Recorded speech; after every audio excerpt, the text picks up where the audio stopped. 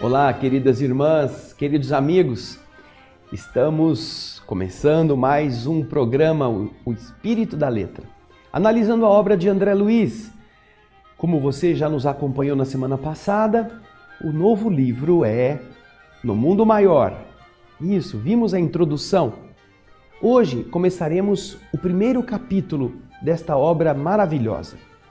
Eu espero que você possa já estar com o livro em mãos, com um papel, uma caneta, um lápis. Algumas pessoas podem escrever no próprio livro e guardar ali reflexões para você mesma ou você mesmo, quando pegar novamente esta obra, ter já anotado algumas coisas importantes, ok? Esperamos que através desta aproximação com estas novas lições, você esteja já preparado para, depois da introdução de Emmanuel, entender quais são os objetivos deste livro. O primeiro capítulo vai nos falar sobre dois planos, não é? Entre dois planos, é o título do capítulo número 1. Então agora, você pega o texto e nós vamos começar a meditar a respeito dele, lendo e tentando retirar da letra o espírito, ok? Vamos ao texto então. Capítulo 1, Entre dois planos. Brilhava, esplendia o luar, revestindo os ângulos da paisagem de intensa luz. Nuvens maravilhosas a oeste, espraiadas no horizonte, semelhavam-se a castelos de espuma láctea, espumas leitosas, perdidos no imenso azul. Confinando com a amplidão, o quadro terrestre contrastava com o doce encantamento do alto, deixando avistar e entrever a vasta planície, enfeitada, recoberta de arvoredo, em pesado verde escuro. Ao sul, caprichosos cirros, que são aquelas nuvens bem fininhas, deitavam-se do céu sobre a terra, como se fossem adornos, enfeites de uma gaze, aquele tecido esvoaçante fininho também, que flutuava. Evoquei nesse momento, me lembrei da juventude da humanidade encarnada, perguntando a mim mesmo se aquelas bandas alvas, aqueles lados clarinhos do firmamento, não seriam faixas celestiais a protegerem o repouso do educandário terrestre, dessa escola onde todos estávamos. A solidão imponente da lua cheia, o plenilúnio é a lua cheia, plenilúnio, lua plena, lua cheia, infundia-me quase terror pela melancolia da sua majestosa e indescritível beleza. A lua cheia, aquela lua imensa, não é?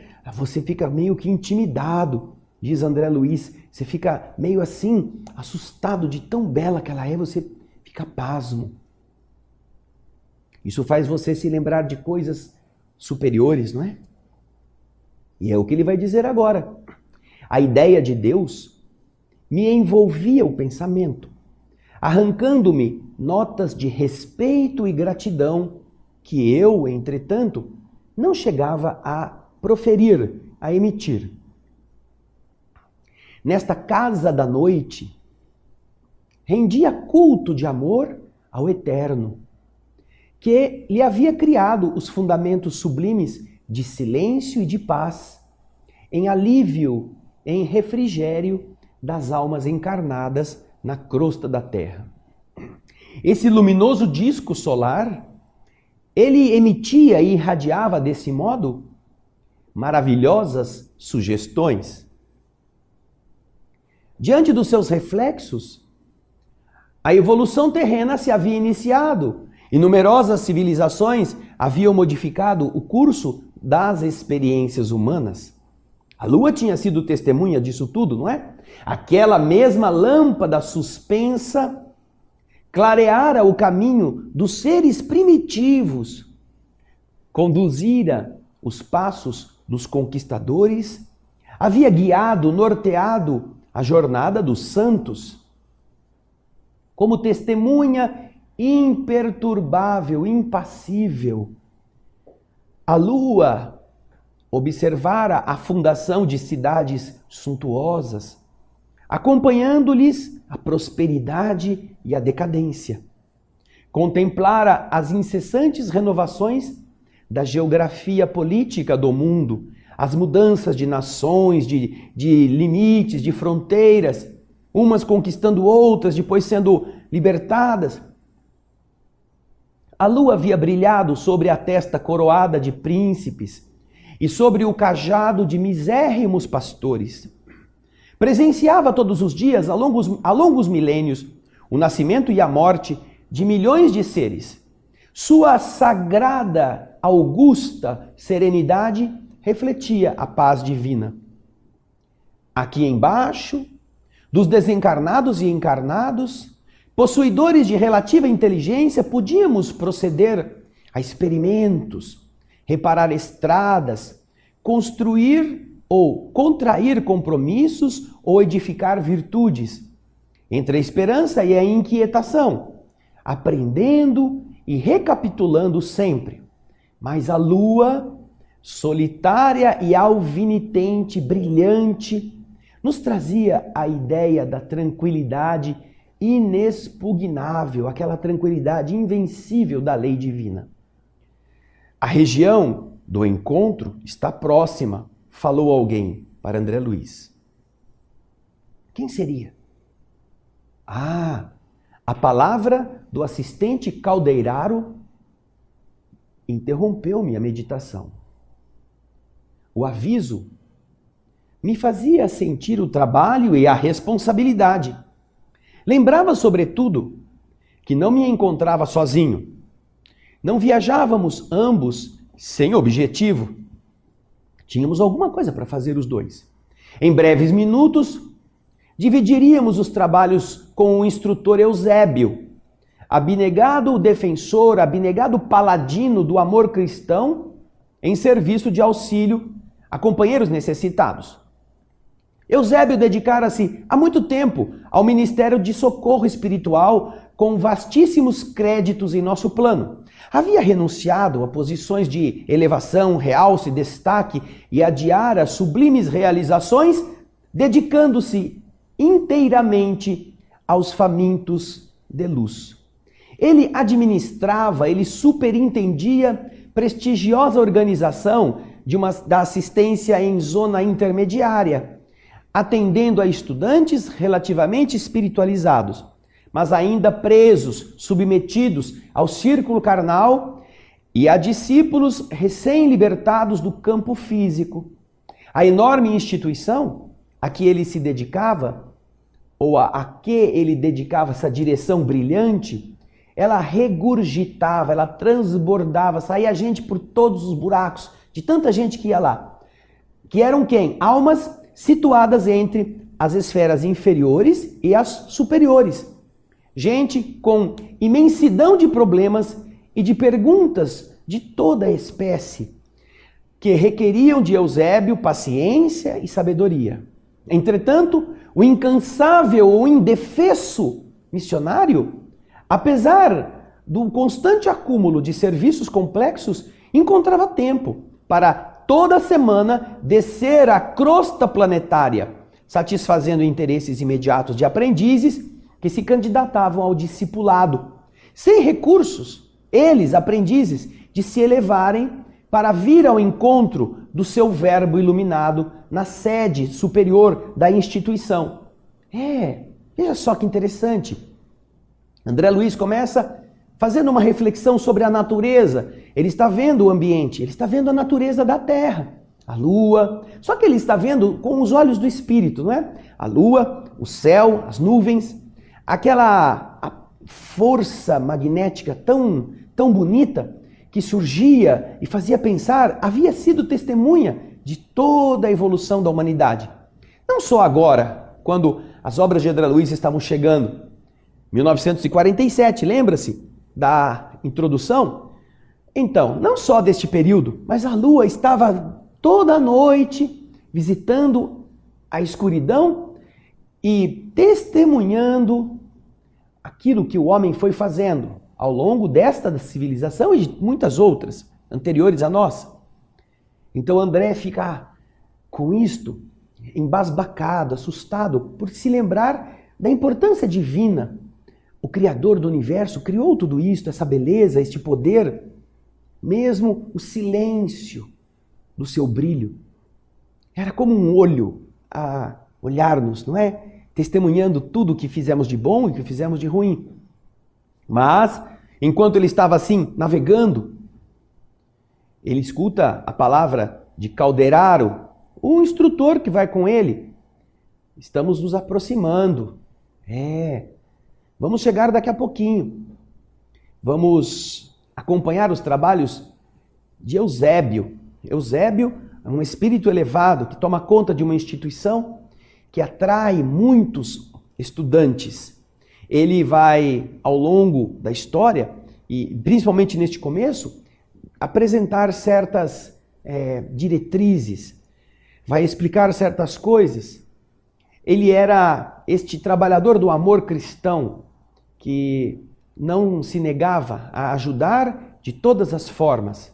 E há muito tempo, como disse o texto, ele estava preso ao socorro, ligado ao socorro espiritual que ajudava os que estavam na terra, precisando de amparo, e os que estavam no mundo espiritual também, precisando de orientações. Por isso que o capítulo 1 tem esse título, Entre Dois Planos. Mas como os que estavam na terra muitas vezes não tinham condições de subir, toda semana o espírito Eusébio ia até a região da terra, onde se encontravam os aprendizes ainda tateando. Estavam presos ainda ao mundo físico.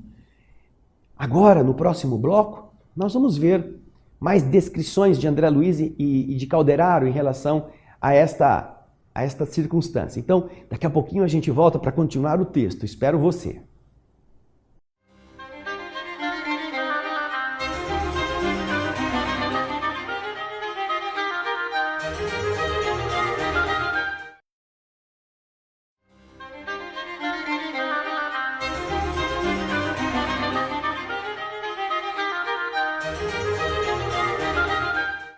Estamos de volta com o segundo bloco do nosso No Mundo Maior, capítulo 1. Você acompanhe conosco agora, porque André Luiz está primeiro fazendo uma reflexão poética a respeito da importância da Lua naquela região em que ele estava se deslocando até encontrar com um trabalhador muito elevado chamado Eusébio.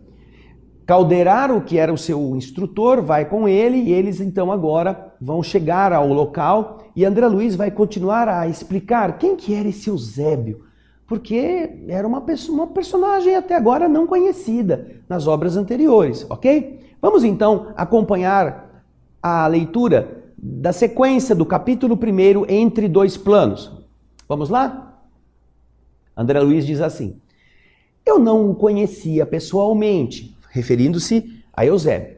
Calderaro, porém, recebia-lhe a orientação de conformidade com o quadro hierárquico, e a ele se referia com o entusiasmo do subordinado que se liga ao chefe, guardando o amor acima da obediência. Vocês veem que coisa linda? Vem aqui para mim um pouquinho a imagem. Veja só. Volta a imagem para mim aqui. Isso. Você vê que coisa maravilhosa, né? Nós vimos na introdução o Espírito Emmanuel falando sobre subordinação, hierarquia, obediência, não é? E aqui nós estamos vendo Calderaro, que é um instrutor de André Luiz, recebendo instruções de Eusébio e referindo-se ao seu superior com admiração, colocando o amor acima da obediência. Como é difícil a gente na Terra, encarnados mesquinhos como nós somos, termos uma relação assim com as pessoas com quem nós convivemos. Já notaram isto? Pense bem. Quando você se referiu a alguma pessoa de quem você é subordinada, com respeito e com gratidão. Nós temos visto muitas pessoas passando pela experiência de desfazerem-se daqueles que comeram em suas mãos, que foram amparados pela sua bondade, só para não se sentirem devedores. O ser humano ainda tem muita dificuldade de ver isso, e qualquer pessoa que saiba mais, que tenha mais elevação espiritual, muitas vezes é vista como adversário, como alguém que você tem que passar a perna, como uma pessoa que está cheia de defeitos, não é? A gente procura ver as coisas ruins das pessoas virtuosas, porque isso dói dentro de nós. Nós temos dificuldade de trabalhar com pessoas que são mais competentes do que nós, porque nós temos, o ser humano, nesse estágio evolutivo primitivo, temos inveja. E ao invés de admirarmos, ao invés de pedirmos ajuda para sermos iguais ou melhores, nós preferimos fugir, caluniar ou nos tornarmos assim ingratos, mas não dependermos. Veja só que expressão bonita que nós vemos no texto. André Luiz está explicando que Calderaro tinha um respeito por Eusébio, mas não era aquele do subordinado que tem medo do chefe. Era de alguém que admira a sua virtude. Continuando, ele diz assim: o assistente, por sua vez, prestava serviço ativo na própria crosta da terra, o assistente Calderaro, a atender de modo direto aos irmãos encarnados. Havia se especializado nessa tarefa de socorro espiritual, naquela que entre os estudiosos do mundo poderíamos chamar psiquiatria iluminada, setor de realizações que há muito tempo me seduzia, diz André Luiz. Uma vez que eu dispunha de uma semana sem obrigações definidas, dentre os encargos que me diziam respeito, eu solicitei a entrada na turma de adestramento, da qual Calderaro se fizera destacado orientador, tendo-me ele aceito com gentileza que lhe caracterizava, essa postura de legítimo missionário do bem, e propondo-se conduzir-me com carinho para o conhecimento que eu queria. Encontrava-se em oportunidade favorável aos meus propósitos de aprender, pois a equipe de preparação que receberia dele ensinamentos excursionava, viajava em outra região, trabalhando em atividades edificantes. Uma vez que estava acontecendo isso, ele, Calderaro, poderia me dispensar toda a atenção, me auxiliando o meu desejo de entendimento a respeito da psiquiatria, da mente humana. Os casos que estavam atribuídos a Calderaro, que lhes eram próprios, disse-me ele solícito, não apresentavam uma continuidade substancial. Desdobravam-se, constituíam obra de improviso, obedeciam ao inesperado das ordens de serviço ou das situações. Em outros campos de ação, em outras atividades, diz Calderaro, era indispensável que houvesse um roteiro, um plano, previstas as condições e as circunstâncias. No quadro em que ele estava trabalhando, nas suas responsabilidades, porém, aquelas que ele tinha que cuidar, este quadro, as normas eram diferentes. O que era importante era acompanhar os problemas, como imprevistas manifestações da própria vida. Em virtude de tais flutuações, incertezas, ele, Calderaro, não traçava a rigor programas quanto a particularidades. Executava os deveres que lhe competiam, onde, como e quando determinassem os desígnios superiores.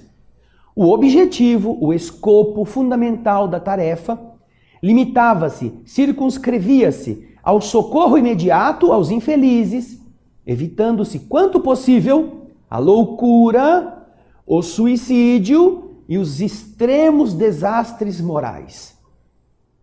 Vejam só, hein? Eles não saíam do plano espiritual para ir já atender a A, B, C ou D, mas eles estavam naquelas condições de espíritos trabalhadores, atentos aonde surgisse o problema, para evitar a loucura, o suicídio, e os desastres atrozes, moralmente falando. Para isto, o missionário atuante era compelido a conhecer profundamente o jogo das forças psíquicas, com purificado, com aprofundado devotamento ao bem do próximo. Neste particular, Calderaro não deixava perceber qualquer dúvida. A bondade espontânea nele era um sinal da virtude e a sua inquebrável, inquebrantável, inabalável serenidade revelava em Calderaro a sabedoria. Não lhe gozava o convívio, diz André. Eu não participava do seu círculo de amizade há muito tempo. Abraçara-o na véspera, pela primeira vez. Bastou, no entanto, 1 minuto de sintonia para que se estabelecesse entre nós sadia intimidade. Embora lhe reconhecesse a sobriedade verbal, aquela contenção nas manifestações da palavra, desde o momento do nosso encontro trocávamos impressões como velhos amigos. Seguindo-lhe, portanto, os passos com carinho, afetuosamente, de alma edificada na fraternidade e na confiança, me vi à reduzida distância de um extenso parque, em plena natureza terrestre. Os dois estavam chegando. Em torno, árvores robustas, de copas farfalhantes, aqueles barulhinhos das folhas que o vento leva, né? Alinhavam-se, como se fossem sentinelas previamente colocadas para velar-nos pelos serviços. O vento passava cantando em surdina, aquele vento meio abafado. No recinto iluminado de claridades inacessíveis à faculdade receptiva do olhar humano, os homens não veriam aquilo. Mas nesse recinto aglomeravam-se algumas centenas de companheiros que haviam sido afastados temporariamente do corpo físico pela força do sono. Quando a gente dorme, o espírito se desloca. Eles então tinham ido a esse lugar. Amigos também da nossa esfera espiritual atendiam a estes que chegavam com desvelo, com dedicação, mostrando interesse afetivo, mostrando prazer de servir e santa paciência. Reparei que muitos se mantinham de pé, outros, contudo, se acomodavam nas protuberâncias, nas alterações, né, nos morrinhos, nas mudanças do relevo do solo atapetado pela relva, pelo gramado macio, que ali permaneciam em palestra serena e respeitosa. Tomando conta do ambiente, observando aquela hora de extrema beleza espiritual, Calderaro avisou-me: na reunião de hoje, o instrutor Eusébio receberá estudantes do espiritualismo em suas correntes diferentes na Terra, que se candidatam aos serviços de vanguarda, lá da frente, de batalha. E eu disse: não se trata, portanto, de assembleia que agrupa indivíduos filiados indiscriminadamente às escolas da fé de todas as religiões? E o assistente me esclareceu: a medida não seria aconselhável no círculo da nossa especialidade. O instrutor afeiçoou-se ao apostolado de assistência a criaturas encarnadas e aquelas que acabaram de ser libertadas da zona física em particular, precisando aproveitar o tempo com as horas de preleção para o máximo aproveitamento daqueles que estão ouvindo. Essa heterogeneidade, essa diferença de princípios em centenas de indivíduos, cada qual com suas opiniões, obrigaria a desvios, a falas difusas, acarretando condenáveis desperdícios de oportunidade. Olhou então a multidão demoradamente e disse: temos aqui em cálculo aproximado 1.200 pessoas. Deste número, 80% se constituem de aprendizes dos templos espiritualistas, nos seus ramos diversos, ainda inaptos, não preparados para os grandes voos do conhecimento, apesar, ainda que tenham vontade fervorosa para subir aos pontos de cooperação com os planos divinos. São companheiros de elevado potencial de virtude. exemplificam a boa vontade, exercitam-se na iluminação interior através do esforço louvável, porém, ainda não criaram o centro, o núcleo da confiança para uso próprio. Tremem diante das tempestades naturais do caminho e hesitam no círculo das provas necessárias ao enriquecimento da alma, exigindo de nós particular cuidado, porque pelos seus testemunhos de diligência na obra espiritualizante, eles são futuros instrumentos para os serviços da frente. São estes então que estão aqui. Estes serão aqueles que nós estaremos atendendo. E é isso importante que se observe. São membros que têm pensamentos comuns a respeito da espiritualidade. Daqui a pouquinho a gente vai voltar com a sequência deste capítulo. Não demoramos não. Fique por aí, toma uma água depressa e volte que a gente já vai continuar. Eu espero você.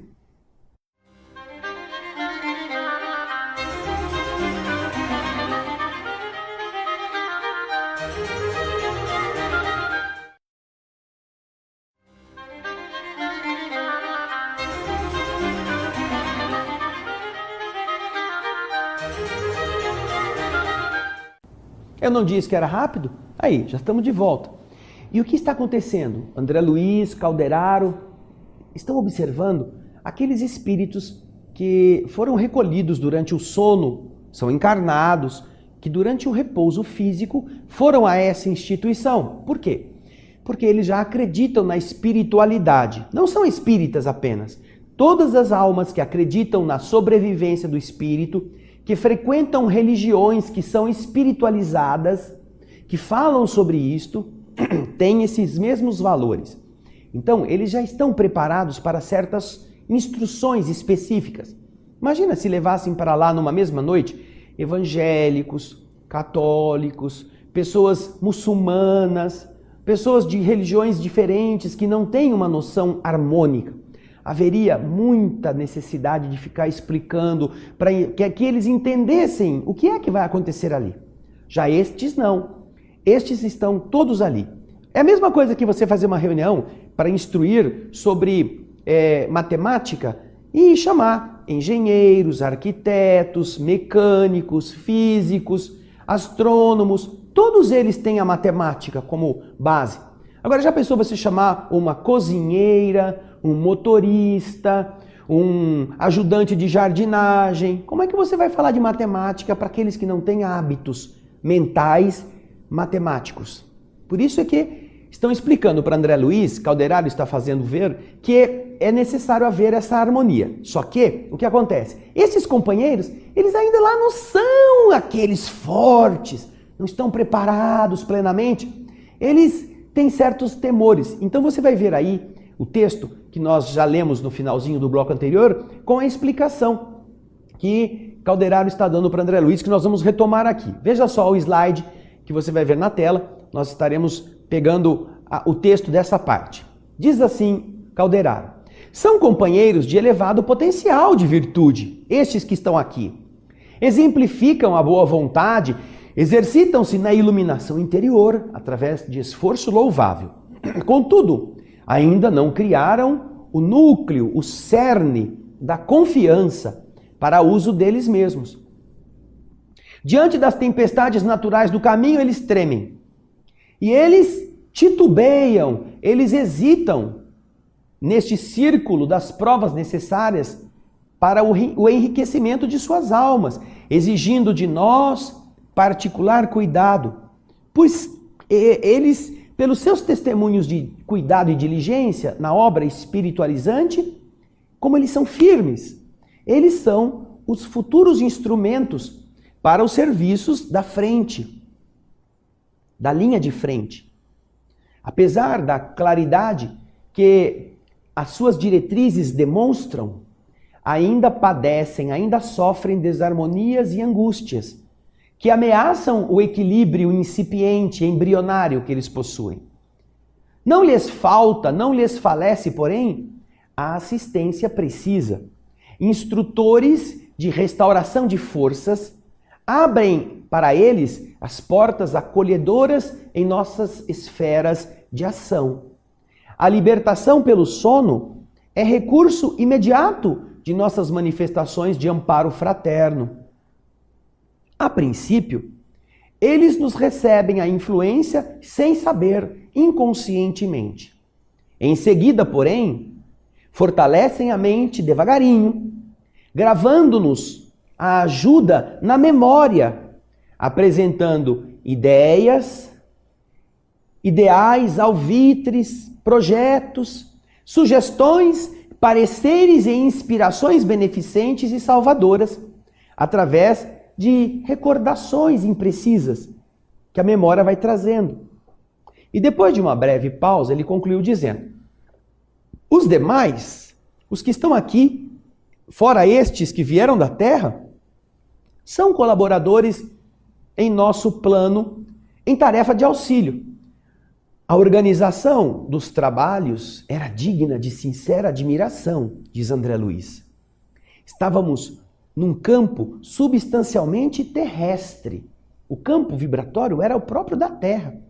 A atmosfera, impregnada de aromas, odores, que o vento espalhava, espargia em torno, fazia-me lembrar o lar que eu tivera na Terra, contornado de seu jardim em uma noite cálida, em uma noite quente de verão. Que teria eu realizado no mundo físico se eu houvesse recebido em outro tempo aquela bendita oportunidade de iluminação? André Luiz está se perguntando aquilo que eu falei para você no bloco anterior, no começo deste capítulo. Se a gente souber como funcionam as coisas, puxa vida, como nós faremos melhor, não é? Aquele punhado de mortais, sob os raios da lua, pareciam a uma assembleia de privilegiados, favorecidos por celestes deuses, celestes protetores, celestes numes. Milhões de homens e mulheres a dormirem em cidades próximas, algemados aos interesses imediatos e desejando a permuta, a troca das mais baixas sensações, nem de longe suspeitariam a existência daquela aglomeração original de candidatos à luz interior, convocados à preparação intensiva para viagens, para mergulhos mais profundos e longos e eficientes na espiritualidade superior. Teriam a noção do sublime ensejo, da sublime oportunidade que lhes era garantida? Pergunta André Luiz. Eles teriam essa noção? Aproveitariam a dádiva com suficiente compreensão dos valores eternos? Agora que ele estava olhando aquilo, André Luiz está pensando, não é? Quantas pessoas não conheciam nada disto? E estes que estão aqui enquanto o corpo dorme, por acaso marchariam desassombrados para a frente? Ou estacionariam ao contato dos primeiros obstáculos nesse esforço de iluminação? Eu estava meditando sobre isso e Calderaro percebeu-me as silenciosas perquirições, as silenciosas perguntas íntimas e disse: nossa comunidade de trabalho, André, se dedica essencialmente à manutenção do equilíbrio. Você não ignora que a modificação do plano mental das criaturas ninguém consegue jamais impor. É fruto de tempo, de esforço, de evolução.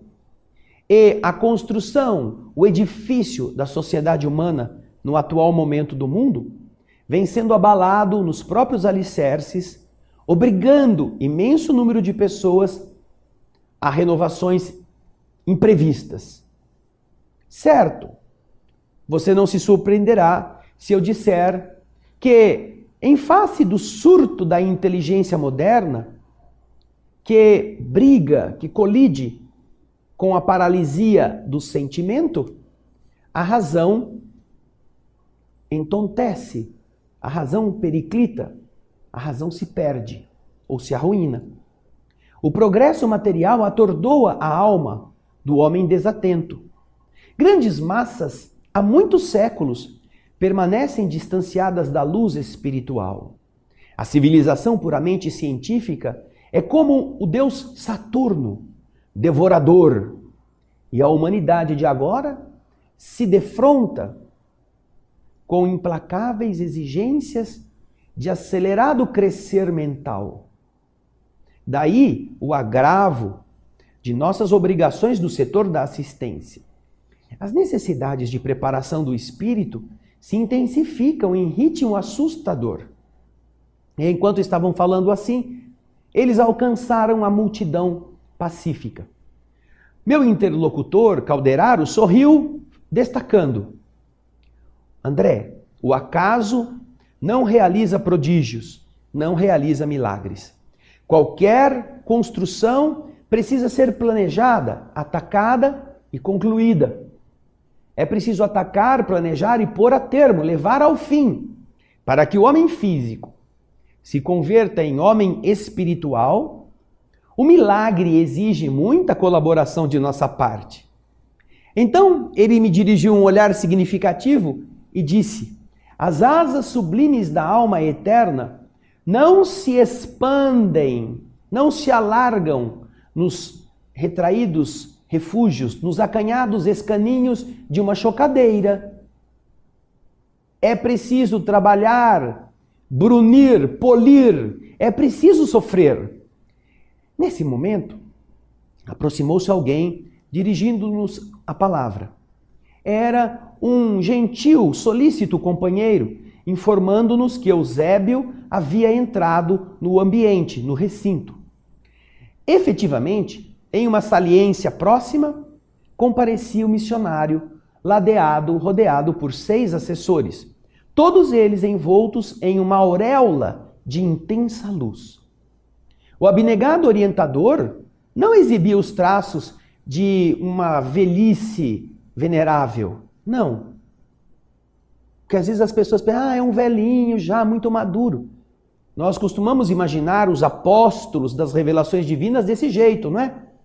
Ao contrário, ele mostrava-se a nós com a figura dos homens robustos, em plena natureza espiritual. Os olhos escuros e tranquilos pareciam fontes de imenso poder magnético. Olhava-nos sorridente, como um simples colega. A presença dele impusera, porém, respeitoso silêncio. Cessaram todas as conversações que aqui e ali se entretinham. E ante os fios de luz que os trabalhadores de nosso plano punham em redor, isolando-nos de qualquer assédio eventual de forças inferiores, apenas o vento calmo se erguia, com a sua voz sussurrando algo de belo e misterioso, a folhagem. Sentamo-nos todos à escuta, enquanto o instrutor se mantinha de pé. Observando-o quase frente a frente, eu podia agora apreciar-lhe a figura majestosa, respirando segurança e beleza. Do rosto imperturbável, a bondade, a compreensão, a tolerância e a doçura irradiavam simpatia inexcedível. A túnica ampla de tom verde claro emitia esmeraldinas cintilações. Aquela vigorosa personalidade infundia veneração e carinho, confiança e paz. Consolidada então o silêncio, a quietude do ambiente, ele elevou a mão direita para o alto e orou com a inflexão comovedora a prece que vocês poderão ler neste final do nosso terceiro bloco, para que no quarto bloco nós possamos terminar o capítulo 1. Então, vejam só, ele está agora com o Eusébio tomando conta, com essa postura, com essa presença magnética, pedindo a bênção de Deus para o trabalho que vão realizar no ensinamento e no estudo das lições do pensamento, da mente, do equilíbrio, da postura mental vigorosa. Ok? Daqui a pouquinho nós voltaremos nesse seguir para o final do 1º capítulo, Entre Dois Planos, do livro No Mundo Maior. Eu aguardo você.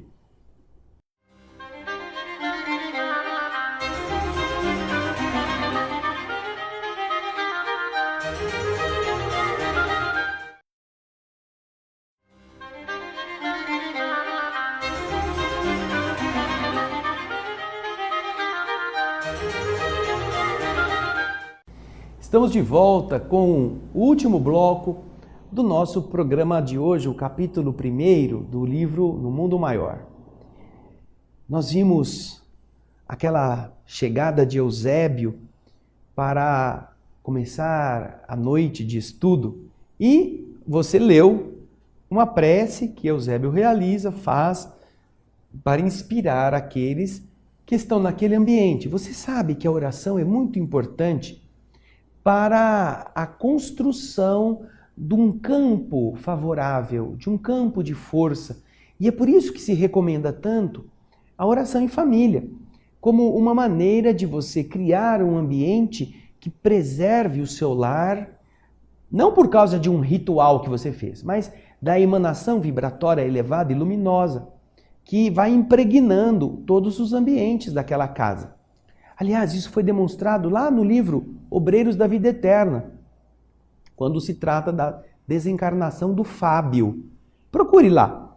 Você vai ver, há uma aura, uma atmosfera protetora e as entidades inferiores não conseguem penetrar na casa. Mas depois que Eusébio, agora no nosso livro, No Mundo Maior, ele terminou a sua prece, você vai ver André Luiz descrever o resultado do porquê todas as nossas atividades precisariam ser feitas inspiradas em uma força sublime e invocando esta proteção. Vamos ver o final do capítulo 1 no texto que você vai acompanhar a leitura aqui na tela. Veja só.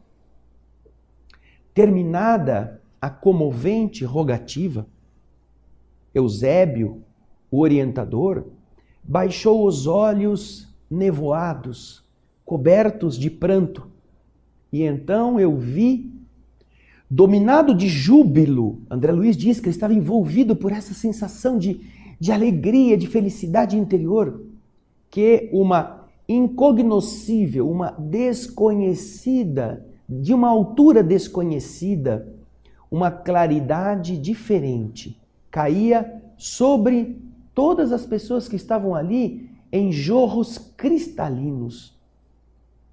Partículas semelhantes a uma prata etérica, uma prata muito delicada. Essas partículas choviam no recinto, infiltrando-se nas raízes das árvores mais próximas, que estavam ali fora de onde eles estavam. Ignorado encantamento fizera-se em minha alma. Ao contato dessas emanações divinas, desses eflúvios, reparei que as minhas forças gradualmente se asserenavam em uma receptividade maravilhosa. À minha volta, em torno, as mesmas notas de alegria e de beleza pairavam. Por quê? Porque a calma e essa ventura, essa alegria, transpareciam de todos os rostos. Agora, virados, estáticos, elevados para o instrutor, em volta do qual as luzes, essas ondas de luz celeste se mostravam mais intensas. Ele havia sido o foco, não é mesmo? Ele havia marcado pela prece aquele ambiente que, em sua resposta, foi pintado, vamos dizer assim, por partículas cor de prata etéricas. Puxa vida, diz André, uma sublime felicidade me inundava todo o ser. Eu mergulhara em um indefinível banho de energias renovadoras. Meus olhos foram impotentes para conter as lágrimas felizes que as formosas cintilações me destilavam das fontes ocultas do espírito. E antes que o nobre mentor retomasse a palavra, agradeci em silêncio a resposta do céu, reconhecendo na prece mais uma vez não só a manifestação da reverência religiosa, mas também o recurso de acesso aos inesgotáveis reservatórios, aos inesgotáveis mananciais do divino poder. O plano espiritual, as forças divinas podem ser tocadas, podem ser acessadas, explica-nos André Luiz. Mas, para isso, nós precisamos da chave. Como que nós abrimos as grandes represas, os reservatórios que o homem constrói para barrar o fluxo das águas de um rio e depois extrair energia elétrica? Eles todos possuem vertedouros.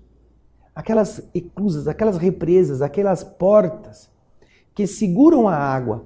Mas quando há um excesso de chuvas e o nível sobe muito, eles têm que abrir aquilo. Aquilo é aberto para que o volume que está lá reservado possa escoar. Então, a prece representa esta chave que faz levantar a porta que segura a água disponível. Ela está lá. Nós estamos aqui. Nós temos sede, temos necessidade. Mas não adianta ficar gritando para a represa. Não adianta ficar esbravejando. Não adianta tacar pedras.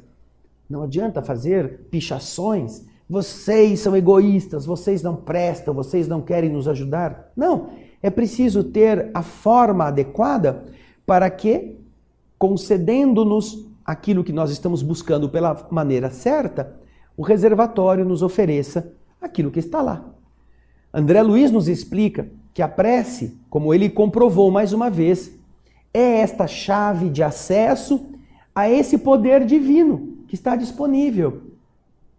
E todas as vezes que você a faz, não precisa ser como Eusébio. Não é você decorar a poética expressão em forma de oração que ele fez, que você vai conseguir receber estes eflúvios de energias luminosas. Não. É você usar da sua vibração sincera, com as suas palavras, com a sua expressão natural, sem artificialismos, sem fingimentos, sem querer falar difícil. E então, com a sinceridade no coração, usar essa chave. E aí você vai perceber que a resposta do alto, mesmo aonde você mora, no lugar onde você almoça, no ambiente do trabalho ou mesmo na câmara íntima onde você vai dormir, na sua família, em tudo, você estará envolvido por esta proteção vibratória. Não é favoritismo. Não, a água está lá para todo mundo. O reservatório está segurando todo o líquido que qualquer pessoa pode acessar. Agora, aqueles que conseguem são os que abrem a porta certa, usando a ferramenta adequada. Estas são lições importantíssimas para que você entenda, não é a religião que faz isso. Não. Todas as religiões são boas quando elas nos indicam um caminho bom, com bons conselhos, com virtudes, com esforços capazes de superar as nossas debilidades. Mas o que nós estamos falando aqui é de sentimentos verdadeiros, de atitudes que sejam decentes e que sejam preciosamente tomadas, entendendo que nós não podemos enganar aquele que nos criou. Vocês já perceberam que às vezes as pessoas, para se fazerem, talvez para se fazerem ouvidas, elas pensem que elas precisam fazer uma prece de um modo meio fingido. Elas não acham que é fingido. Mas enquanto no jogo de futebol elas xingam a mãe do juiz, elas berram, elas agridem com aquela vozerona, a hora de fazer a prece elas falam fininho, falam macio. Elas ficam, ai Jesus, por favor, me ajude, Senhor, eu estou sofrendo tanto. Ora, seja autêntico. Se você é aquele cara da arquibancada que xinga a mãe do juiz, converse com Deus do jeito que você é. Seja grosso com Deus também. Agora, estranho é você que é um troglodita, na hora de rezar, querer parecer a Madre Teresa de Calcutá. Isso é que não dá certo. Essa não é a chave. Esse fingimento não vai funcionar. Que você então pense, como que você poderá criar em sua volta essa atmosfera que qualquer pessoa é capaz de ter, desde que tenha as chaves corretas. E ter as chaves adequadas, eu repito, não é ir à igreja, não é ir a um ambiente ou adotar rituais que você acha que são aqueles que o cara falou que funcionam. Isso não é uma mandinga. A fé não pode ser algo que misticamente você adota para fingir que é uma coisa que não é. Senão Deus é um engodo, é um autor de teatro. E a gente é aquele que vai atuar na peça, fazendo de conta que é uma coisa que não é. Não pode ser assim. Você sabe disso melhor do que eu. Então, lembre-se, o primeiro capítulo foi especial porque nos posicionou na instituição em que Eusébio dirige. Calderaro e André Luiz vão cuidar por uma semana dos problemas da mente, do psiquismo, das posturas desequilibradas. E estas posturas desequilibradas também têm a ver com o que nós somos. Por que ficamos agitados? Por que ficamos nervosos? Por que temos obsessões? Por que perdemos o equilíbrio por bobagem? Por que xingamos no trânsito depois de termos saído da igreja, onde fomos rezar? Por que chegamos em casa e falamos mal de todo mundo, se a gente voltou para um ambiente mais nobre, que é o da nossa casa, da nossa família? Por que a nossa boca, que acabou de proferir uma oração, como se fosse um tubo de água cristalina, uma água potável, 5 minutos depois, ou poucos segundos depois, profere uma mentira, um palavrão, uma agressão, como se fosse um esgoto sanitário? Pense nisso.